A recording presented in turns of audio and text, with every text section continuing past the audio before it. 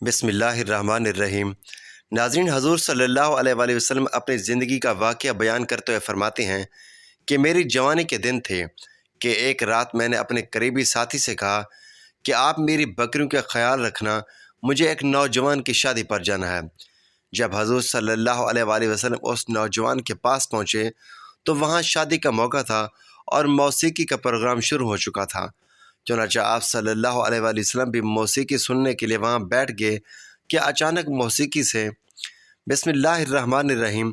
नाज़रीन, कहा जाता है कि हज़रत अब्दुल मुत्तलिब के बैठने के लिए खाना काबा के साए में एक कालीन बिछाया गया था और वो इस पर बैठा करते थे। उनका एहतराम इस कदर था कि कोई भी साहबी उस कालीन पर नहीं बैठता था। चुनांचे उनके बेटे और कुरैश के सरदार उस कालीन के इर्द गिर्द बैठते थे, लेकिन रसूलुल्लाह सल्लल्लाहु अलैहि वसल्लम वहाँ जब भी तशरीफ़ लाते तो सीधे उस कालीन पर जाकर बैठते। उस वक्त आप सल्लल्लाहु अलैहि वसल्लम एक तंदुरुस्त लड़के थे और उस वक्त आपकी उम्र 9 साल के करीब थी। आपके चचा हज़रत अब्दुल मुत्तलिब के अदब की वजह से आपको सहाबा करम उस कालीन से हटाना चाहते तो हज़रत अब्दुल मुत्तलिब उनको कहते कि मेरे बेटे को छोड़ दो, अल्लाह की कसम ये बहुत ही शान वाला है। फिर वो आपको मोहब्बत से फर्श पर बिठाते, आपकी पीठ पर शफ़क़त से हाथ फेरते, आपकी बातें सुनकर हर वक्त खुश होते रहते। कभी वह दूसरों से कहते मेरे बेटे को यहीं बैठने दो, उसे ख़ुद भी एहसास है कि उसकी बड़ी शान है और मेरी आरज़ू है ये इतना बुलंद मर्तबा पाए जो किसी अरब को इससे पहले हासिल ना हुआ हो और ना बाद में किसी को हासिल हो सके। एक बार हज़रत अब्दुल मुत्तलिब ने ये अल्फाज कहे मेरे बेटे को छोड़ दो, इसके मिजाज में तिब्बी तौर पर बुलंदी है, इसकी शान निराली होगी। नाज़रीन, आज की वीडियो में हम नबी करीम सल्लल्लाहु अलैहि वसल्लम की शान के हवाले से आपको चंद अजीब वाक़यात सुनाने वाले हैं, जिनसे वाज़ेह होता है कि आप सल्लल्लाहु अलैहि वसल्लम के दादा जान के दिल में आप सल्लल्लाहु अलैहि वसल्लम की किस कदर दिली मोहब्बत और लगन थी। नाज़रीन, कहते हैं कि उम्र के आखिरी हिस्से में हज़रत अब्दुल मुत्तलिब की आंखें जवाब दे गई थी, आप नाबीना हो गए थे। ऐसी हालत में एक रोज़ वो उस कालीन पर बैठे थे कि आप सल्लल्लाहु अलैहि वसल्लम तशरीफ़ लाए और सीधे उस कालीन पर जा पहुँचे। एक शख्स ने आपको कालीन से खींच लिया, उस पर आप रोने लगे। आपके रोने की आवाज़ सुनकर हज़रत अब्दुल मुत्तलिब बेचैन हुए और बोले मेरा बेटा क्यों रो रहा है। उस शख्स ने बताया आपके कालीन पर बैठना चाहता है, हमने उसे कालीन से उतार दिया है ताकि आपकी बेअदबी ना हो। यह सुनकर हज़रत अब्दुल मुत्तलिब ने कहा मेरे बेटे को कालीन पर ही बिठा दो, यह अपना रुतबा पहचानता है। मेरी दुआ है कि मेरा बेटा इस रुतबे को पहुँचे जो उससे पहले किसी अरब को ना मिला हो और ना ही उसके बाद किसी को मिले। उसके बाद फिर किसी भी साहबी ने आपको कालीन पर बैठने से नहीं रोका। रिवायात में आता है कि एक रोज़ बनु मजलिस के कुछ लोग हज़रत अब्दुल मुत्तलिब से मिलने के लिए आए। उनके पास उस वक्त आप सल्लल्लाहु अलैहि वसल्लम भी तशरीफ़ फरमाते। बनु मजलिस के लोगों ने आपको देखा, ये लोग चेहरा शनास थे, यानी आदमी का चेहरा देखकर उसके मुस्तकबिल के बारे में अंदाजे से बयान करते थे। उन्होंने हज़रत अब्दुल मुत्तलिब से कहा इस बच्चे की हिफाजत करें, इसलिए कि मकाम इब्राहीम पर जो हज़रत इब्राहीम अलैहिस्सलाम के कदम का निशान है, उस बच्चे के पाँव का निशान बिल्कुल उस निशान से मिलता जुलता है। इस कदर मुशाबियत हमने किसी और के पाँव में नहीं देखी। हमारा ख़याल है ये बच्चा निराली शान का मालिक होगा, इसलिए इसकी हिफाजत करें। नाज़रीन, याद रहे कि मकाम इब्राहीम खाना काबा में वो जगह है जिस पर हज़रत इब्राहीम अलैहिस्सलाम काबा की तामीर के वक्त खड़े हुए थे। मुआज़े के तौर पर इस पत्थर पर हज़रत इब्राहीम अलैहिस्सलाम के पैरों के निशान पड़ गए थे। लोग इस पत्थर की ज़ियारत करते हैं, यही मकाम इब्राहीम है। चूँकि आप हज़रत इब्राहीम अलैहिस्सलाम की नस्ल में से हैं, इसलिए उनके पाँव की मुशाबहत आप में होना कुदरती बात थी। नाज़रीन, कहते हैं एक रोज़ हज़रत अब्दुल मुत्तलिब हिजर अस्वद के पास बैठे हुए थे। ऐसे में उनके पास कुछ ईसाई आ गए, उनमें एक पादरी भी था। उस पादरी ने हज़रत अब्दुल मुत्तलिब से कहा हमारी किताबों में एक ऐसे नबी की अलामत हैं जो इस्माईल अलैहिस्सलाम की औलाद में से होगा, उसकी निशानियाँ ये होंगी। अभी ये बात हो रही थी कि कोई शख्स आपको लेकर वहाँ आ पहुँचा। पादरी की नज़र जो ही आप पर पड़ी वो चौंक उठा, आपकी आंखों, कमर और पैरों को देखकर वो चिल्ला उठा वो नबी यही है, वो नबी यही है। ये तुम्हारे क्या लगते हैं? हज़रत अब्दुल मुत्तलिब बोले ये मेरे बेटे हैं। इस पर वो पादरी बोला कि हमारी किताबों में लिखा है कि उसके वालिद का इंतकाल उसकी पैदाइश से पहले हो जाएगा। यह सुनकर हज़रत अब्दुल मुत्तलिब बोले यह दरअसल मेरा पोता है, इसके बाप का इंतकाल उस वक्त हो गया था जब यह पैदा ही नहीं हुआ था। इस पर पादरी बोला हाँ ये बात हुई ना, आप इसकी पूरी तरह हिफाजत करें। ناظرین، کہا جاتا ہے کہ حضرت عبد المطلب کی آپ سے محبت کا یہ عالم تھا کہ کھانا کھانا بیٹھتے تو کہتے میرے بیٹے کو لے آؤ۔ آپ تشریف لاتے ہیں تو حضرت عبد المطلب آپ کو اپنے پاس بٹھاتے، آپ کو اپنے ہاتھوں سے کھانا کھلاتے۔ بہت زیادہ عمر والے ایک صحابی حیضہ بن معاویہ رضی اللہ تعالیٰ عنہ کہتے ہیں، میں ایک مرتبہ اسلام سے پہلے جاہلیت کے زمانے میں حج کے لیے مکہ معظمہ گیا۔ وہاں بیت اللہ کا طواف کر رہا تھا۔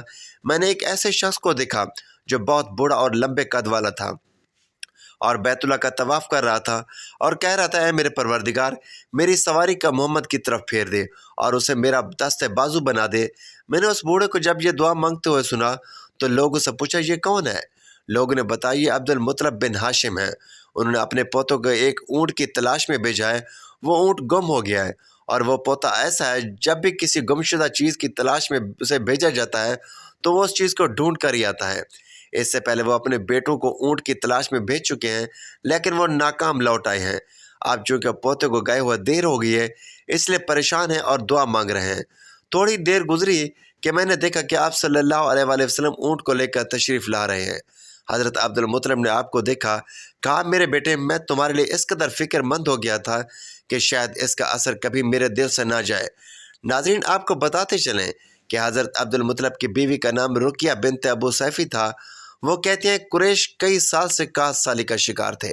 بارش کئی مہینوں سے نہیں آئی تھی، سب لوگ پریشان تھے۔ اس زمانے میں میں نے ایک خواب دیکھا۔ کوئی شخص خواب میں کہہ رہا تھا، اے قریش کے لوگوں، تم میں سے ایک نبی ظاہر ہونے والا ہے، اس کے ظہور کا وقت آ گیا ہے۔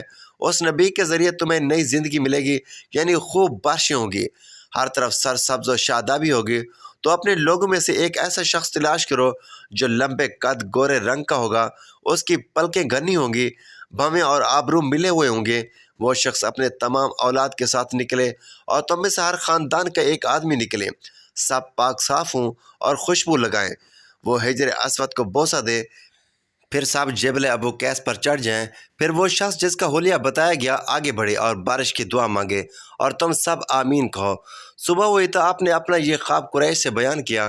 انہوں نے ان نشانیوں کو تلاش کیا تو سب کی سب نشانیاں انہیں عبد المطلب میں مل گئیں۔ چنانچہ سب ان کے پاس جمع ہو گئے اور ہر خاندان سے ایک ایک آدمی آیا اور سب نے شرائط پوری کی۔ اس کے بعد سب ابو قیس پہاڑ پر چڑھ گئے اور ان میں نبی کریم صلی اللہ علیہ وآلہ وسلم بھی تھے۔ اس وقت آپ کی عمر 9 سال کی تھی۔ پھر حضرت عبد المطلب آگے بڑھے اور انہوں نے یوں دعا کی، اے اللہ، یہ سب تیرے غلام ہیں، تیرے غلاموں کی اولاد ہیں، تیری باندیاں ہیں اور تیری باندیوں کی اولاد ہیں۔ ہم پر جو برا وقت آن پڑا ہے تو دیکھ رہا ہے، ہم مسلسل قحط سالی کا شکار ہیں۔ اب اونٹ، گائیں، گھوڑے، خچر اور گدھے سب کچھ ختم ہو چکے ہیں اور اب ہمیں اپنی جانوں کی پڑی ہوئی ہے، اس لیے ہماری یہ خشک سالی ختم فرما دیں، ہمیں زندگی اور سر سبز و شادابی عطا فرما دیں۔ روایات میں آتا ہے کہ ابھی یہ دعا مانگ ہی رہے تھے کہ بارش شروع ہو گئی۔ وادیاں پانی سے بھر گئیں، لیکن اس بارش میں ایک بہت عجیب سی بات ہوئی۔ وہ عجیب بات یہ تھی کہ قریش کو یہ سیرابی ضرور حاصل ہوئی، مگر یہ بارش صرف اور صرف قبیلہ قیس میں ہوئی اور باقی قبیلوں میں بالکل نہ ہوئی۔ اب لوگ بہت حیران ہوئے کہ یہ کیا بات ہوئی، ایک قبیلے پر اتنی بارش اور آس پاس کے سبھی قبائل بارش سے محروم ہیں۔ تمام قبیلوں کے سردار جمع ہوئے، اس سلسلے میں بات چیت شروع ہوئی۔ ایک سردار نے کہا، ہم زبردست قحط اور خشک سالی کا شکار ہیں، جبکہ قریش کو اللہ تعالیٰ نے بارش عطا کی ہے اور یہ حضرت عبد المطلب کی وجہ سے ہوا ہے، اس لیے ہم سب ان کے پاس چلتے ہیں۔ اگر ہمارے لیے دعا کر دے تو شاید اللہ ہمیں بھی بارش دے۔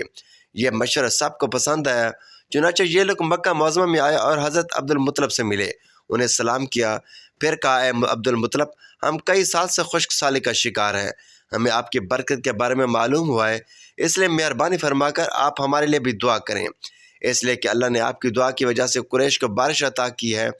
ان کی بات سن کر حضرت عبد المطلب نے کہا، اچھی بات ہے، میں کل میدان عرفات میں آپ لوگوں کے لیے بھی دعا کروں گا۔ دوسرے دن صبح سویرے حضرت عبد المطلب میدان عرفات کی طرف روانہ ہوئے۔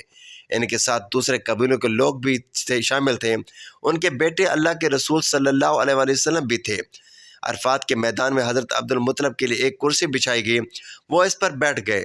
نبی کریم صلی اللہ علیہ وآلہ وسلم کو انہوں نے گود میں بٹھا لیا، پھر انہوں نے ہاتھ اٹھا کر یوں دعا کی، اے اللہ، چمکنے والے بجلی کے پروردگار اور کڑکنے والے گرج کے مالک، اے پالنے والوں کے پالنے والے اور مشکلات کو آسان کرنے والے رب، یہ قبیلہ قیس اور قبیلہ مضر کے لوگ ہیں، یہ بہت پریشان ہیں، ان کی کمریں جھک گئی ہیں، یہ تجھ سے اپنی لاچاری اور بے بسی کی فریاد کرتے ہیں اور جان و مال کی بربادی کی شکایت کرتے ہیں۔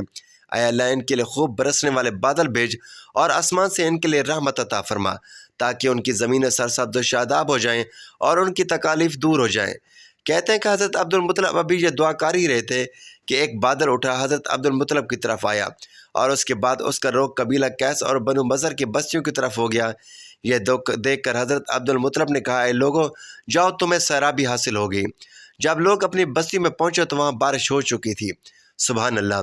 ناظرین، یہ سب برکات نبی کریم صلی اللہ علیہ وسلم کی ذات کی موجودگی کی وجہ سے تھی۔ جس دعا میں اللہ کے محبوب اللہ کے حبیب کی آمین شامل ہو اور وہ دعا قبول نہ ہو، یہ کیسے ہو سکتا ہے؟ اور دوسری اہم بات یہ ہے کہ اسلام سے پہلے بھی قریش اور عرب کے لوگ اللہ تعالیٰ ہی سے اپنے مسائل کے لیے دعا مانگا کرتے تھے۔ مطلب یہ ہے کہ وہ اللہ کو ماننے والے تھے۔ ناظرین، اس واقعے سے نبی کریم صلی اللہ علیہ وسلم کی شان کے ساتھ نبی کریم کے خاندان کی شان بھی واضح ہوتی ہے کہ اللہ تعالیٰ کی طرف سے آپ کے دادا جان کو خواب آنا اور پھر آپ کے دادا جان کو اللہ کی بارگاہ میں سوال کرنا اور ان کی دعاؤں کا قبول ہونا، یہ سب خاندان نبوت کی شان کو ظاہر کرتا ہے۔ روایات میں آپ صلی اللہ علیہ وسلم کی شان کے حوالے سے ایک اور واقعہ یوں آتا ہے کہ جب نبی کریم صلی اللہ علیہ وسلم 7 سال کے ہو چکے تھے تو آپ کی آنکھیں دکھنے لگیں۔ مکہ میں آنکھوں کا علاج کرایا گیا لیکن افاقہ نہ ہوا۔ حضرت عبد المطلب سے کسی نے کہا کہ عکاس کے بازار میں ایک راہب رہتا ہے، وہ آنکھوں کی تکلیف کا علاج کرتا ہے۔ حضرت عبد المطلب آپ کو اس کے پاس لے گئے۔ اس کی عبادت گاہ کا دروازہ بند تھا۔ حضرت عبد المطلب نے اسے آواز دی لیکن کوئی جواب نہ آیا۔ اچانک عبادت گاہ میں شدید زلزلہ آیا۔ راہب نے سوچا کہ کہیں عبادت خانہ اس کے اوپر نہ گر پڑے، اس لیے ایک دم باہر آیا۔ اب اس نے آپ صلی اللہ علیہ وسلم کو دیکھا تو دیکھ کر اس کی عقل دنگ رہ گئی۔ وہ چونک اٹھا۔ اس نے کہا، اے عبد المطلب، یہ لڑکا اس امت کا نبی ہے۔ اگر میں باہر نہ نکل آتا تو یہ عبادت گاہ ضرور مجھ پر گرتی۔ اس لڑکے کو فوراً واپس لے جاؤ اور اس کی حفاظت کرو، کہیں یہودیوں اور عیسائیوں میں سے کوئی اسے قتل نہ کر دے۔ پھر اس نے کہا، رہی بات ان کی آنکھوں کی، تو آنکھوں کی دوا تو خود انہی کے پاس موجود ہے۔ حضرت عبد المطلب یہ سن کر حیران ہوا اور بولے، دوا ان کے اپنے پاس موجود ہے؟ میں کچھ سمجھا نہیں۔ راہب نے کہا، ان کی لعاب دہن ان کی آنکھوں میں لگائیں۔ انہوں نے ایسا ہی کیا اور ایسا کرنے سے ان کی آنکھیں فوراً ٹھیک ہو گئیں۔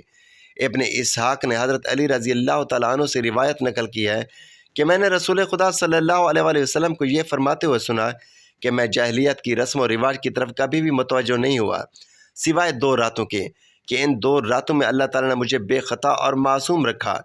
ایک رات کا واقعہ تو یہ ہے کہ مکہ کے چند نوجوان اور میں اپنے گھر کی بکریوں کی ریوڑ چرا رہے تھے۔ میں نے اپنے ساتھی سے کہا، ذرا میری بکریوں کی نگرانی کرنا تاکہ میں مکہ جا کر نوجوانوں کی شادی کا شغل دیکھوں۔ اس نے کہا، اچھا ٹھیک ہے۔ پھر میں آبادی کی طرف آیا جہاں شادی ہو رہی تھی۔ وہاں پر اس شادی میں نے موسیقی کی آواز سنی۔ پوچھا، یہ آواز کیسی ہے؟ بتایا گیا کہ شادی کا سلسلہ ہے، اس لیے خوشی میں موسیقی کا پروگرام ہو رہا ہے، لہٰذا میں موسیقی سننے کے لیے بیٹھ گیا۔ اللہ تعالیٰ نے میرے کانوں کو تپ تپایا اور میں سو گیا، حتیٰ کہ دوسرے روز سورج نکلنے پر مجھے بیدار کیا گیا۔ میں اٹھ کر اپنے ساتھی کے پاس گیا۔ اس نے پوچھا، اتنے لمبے وقت تم کیا کرتے رہے؟ میں نے اس کو پوری آپ بیتی سنائی اور رات بھر میں نے اپنے ساتھی سے کہا کہ میری بکریوں کا خیال رکھنا، میں جا کر کوئی شادی کا شغل دیکھتا ہوں۔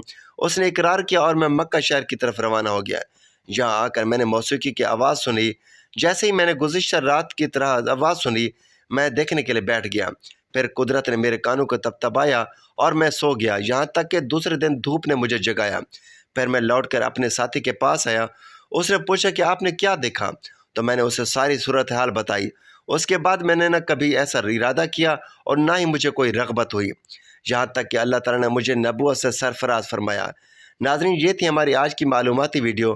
اچھی لگی تو ویڈیو کو لائک کریں، شیئر کریں، چینل کو سبسکرائب کریں تاکہ ہر آنے والی اس طرح کی معلوماتی ویڈیو سب سے پہلے آپ تک پہنچیں۔ تو ناظرین، اگلی ویڈیو تک کے لیے اجازت دیجیے۔ اللہ حافظ۔